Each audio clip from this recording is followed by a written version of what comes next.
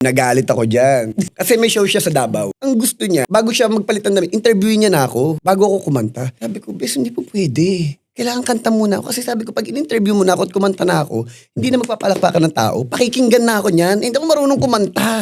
Ang pinaka-ano ko lang is yung unang labas. Siyempre, wow, sigawan yun. Di ba? Kahit di ka marunong kumanta, tuwa sila sa'yo. Sabi niya, hindi. Sabi niya, interview na muna. Sabi ko, bes, masisira ako. Sabi ko, mawawala yung impact ko naman. Nagalit. Nagbihis siya, pinakanta ako, tapos hindi niya na ako in-interview. And then after that, tinapos niya na yung buong show. Ay. Honestly, na-hurt ako noon kasi nagpunta ako ng Davao para sa kanya. Pangalawa, di naman niya ako binayaran.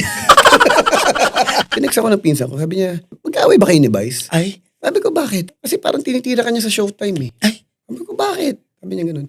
Wala. Sabi niya, nagjo-joke siya ng one dilaklut. Dahil bulol nga ako. Ganun na. Lasing ako. Tinawagan ko ngayon si Ate Kate, yung niya that time, road manager niya. Kate, sabi ko nasa si Vice. Bakit ganun? Sabi mo isa. Sabi ko ganun. Pag pinuntahan ko sa Ibis, bubugbugin ko yan. Sabi ko nananahimik ako. Kumbaga may atraso ka ba sa akin sa Davao, aasarin mo pa ako sa showtime.